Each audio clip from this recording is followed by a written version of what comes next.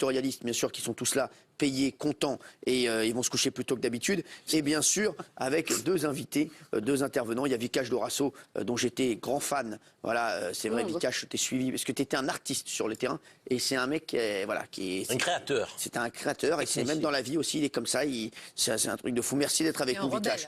Merci. Elle aime les rebelles, celle-là. Pas un rebelle, hein. On le fout déjà. Non, je me bats pour des causes qui me touchent énormément. Je me bats contre toutes les luttes, toutes les discriminations, quelles qu'elles soient. Évidemment, les femmes, les homos, et je pense qu'elles se rejoignent. Je pense que c'est parce que si on lutte contre toutes ces discriminations, qu'on essaie d'avoir l'égalité, c'est comme ça que la société française marchera. Évidemment, ce dont vous parliez sur les actes que vous nommez racistes, anti-blancs, les actes anti-blancs, puisqu'on parle du racisme anti-blanc avec la phrase de Lilian Thuram. C'est des choses interpersonnelles, c'est de la violence, c'est de l'injure, c'est de la vulgarité, mais c'est pas systémique, c'est pas organisé. Non, nous, c'est pas une personne, c'est organisé, c'est là la différence. Et c'est ça qu'on combat. Ce qu'est en train de dire Vikash Dorasso, pour vous, vous dites il y a un racisme anti-blanc mais qui n'est pas organisé. Vous dites ça arrive parfois mais il n'y a pas d'organisation. C'est pas pour ça qu'il faut le banaliser. Ah bah non, je le banalise pas et je le combats et je dis qu'il ne faut pas que ça arrive. Par contre, à la question le racisme anti-blanc existe-t-il? Non, ça n'existe pas. Donc vous dites non. Alors qu'il y en a beaucoup de qui disent oui. Un blanc qui s'est fait taper par un noir. Sébastien Chenu du Rassemblement National, très vite. Et d'ailleurs, ce que vous dites. Et juste un truc, quand je ne rentre pas en boîte, je ne rentre pas en boîte de nuit parce que je suis noir. C'est pas ce que j'ai dit parce que vous êtes joueur de foot connu. Quand on ne me reconnaît pas, je ne rentre pas. Vous avez plus de chances de rentrer que moi, probablement. En Italie, où on ne me reconnaissait pas quand je suis arrivé au Milan AC, puisque je ne jouais pas souvent, pas assez à mon goût, je me faisais contrôler dans la rue. Une fois, je suis allé chez le fleuriste. Mais non, ça n'arrive pas à un blanc qu'on dise je n'ai pas d'argent pour toi. Je vais vous répondre sur deux choses. 2 minutes, quelqu'un de ne pas trouver de boulot ou de ne pas trouver un appartement. Ce que vous dites est faux parce que la réalité n'est pas celle-ci. D'abord, le racisme anti-blanc, aujourd'hui, il est théorisé. Mais non, il est théorisé par qui? Par Adolf Hitler. Il y a des gens qui en font un discours. Rokhaya Diallo vous explique effectivement, et d'ailleurs ce que vous avez fait aussi, que dans l'histoire de notre pays, on a créé un racisme anti-noir uniquement. Non, ça n'existe pas le racisme anti-noir. Et elle refuse de regarder que le racisme anti-blanc puisse exister. Au-delà de ça, vous citez des exemples.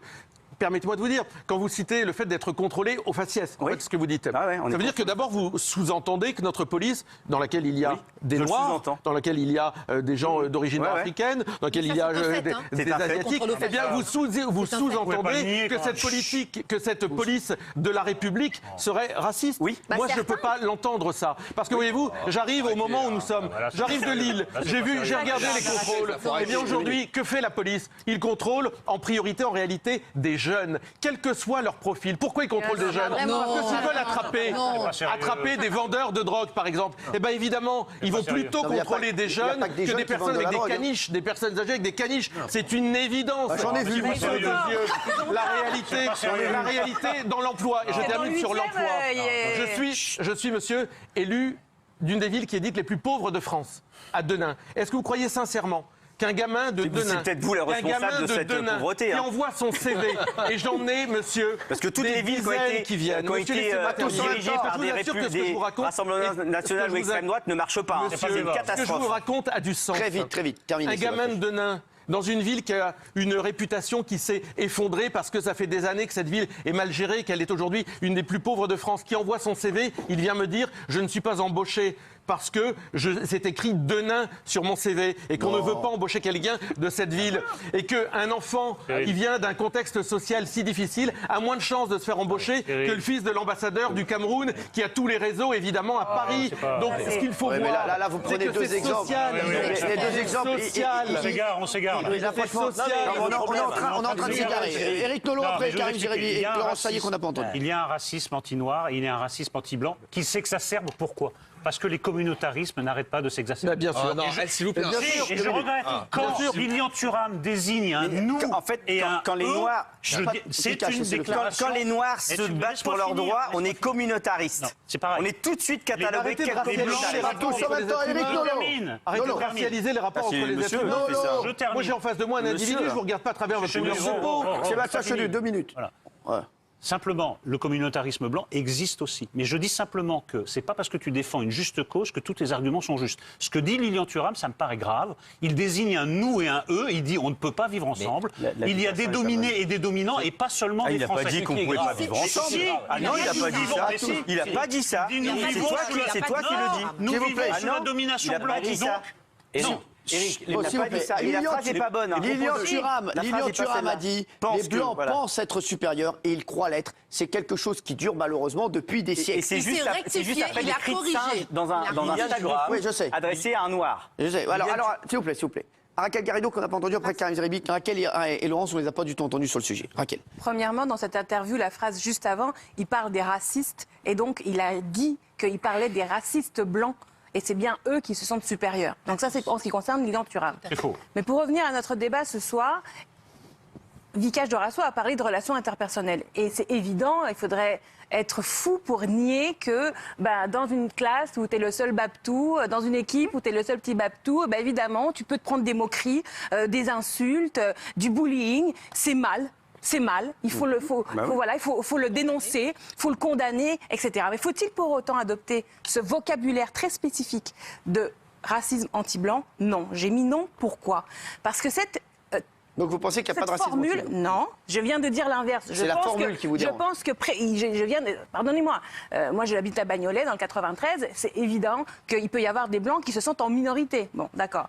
Mais je n'adopte pas cette expression racisme anti-blanc. Pourquoi? Parce que je sais d'où elle vient. Elle vient de l'extrême droite en France et des mouvements politiques qui cherchent à décrédibiliser tous les antiracistes. Parce que si vous en venez à dire que Lilian Thuram est un raciste... T'as peur des mots en fait, Raquel, maintenant. T'as peur des mots. Non, j'ai peur de rien du tout, Sébastien Chenu. Je n'ai peur de rien du tout. Je n'ai peur de rien du tout. Je dis juste que je n'entrerai pas dans votre manœuvre grossière. Tu deviens politiquement correct depuis que tu fais de la télé. Non. Alors écoute, je préférais quand tu étais militante, au moins mais c'était elle sait qu'elle a le CSA au cul, là, c'est bon. Vous avez fait exprès de forger cette terminologie pour disqualifier tous les antiracistes. Pardonnez-moi, mais Lilian Thuram, il a fait un travail formidable. Il a été commissaire au musée du Quai Branly avec Pascal Blanchard. Pardon, là on n'est pas dans la politique, Sébastien pour Chenu. l'instant sur ce débat. Donc, disqualifier les antiracistes, c'est empêcher des générations et des générations d'individus comme Vikash Dorasso et d'autres pour se battre pour l'égalité. Et c'est ça qui est contre-intuitif, en fait, dans cette formule, les Blancs, qui peut être utilisé notamment aux États-Unis. Parce qu'aux États-Unis, vous savez qu'on est d'abord membre d'une communauté avant d'être membre de la nation. Donc, ça, quand on dit « Dear white people », aux États-Unis, c'est normal. Les chers, tu connais pas ce film Dear White People, la série Dear White People, l'expression en Espagne. People. Be a white people. Dear white people. Non mais c'est-à-dire qu'aux États-Unis, on est d'abord dans sa communauté avant d'être dans la nation. Donc évidemment, on parle comme en France. Mais en France, non. Donc il y a quelque chose de contre-intuitif à utiliser ce vocabulaire de dire les blancs quand en fait on incarne une aspiration à l'égalité. Parce que ce que Vikash Dorasso, Lilian Thuram et les autres font, c'est un combat pour l'égalité. Plein de noms. Exactement. Donc ne les disqualifions pas, donnons toutes les armes et la légitimité pour mener leur combat et ne cédons pas aux manœuvres grossières de l'extrême droite qui cherchent à mettre tout le monde en inégalité. Comme si on disait, il y a les nazis, il y a les juifs, c'est un peu la même chose. Pas tous en même temps. Non, répondez à votre ami Garrido, après on aura Jérémy. Et après Laurent Sailly. Vous êtes en train de mettre un pied d'égalité entre les victimes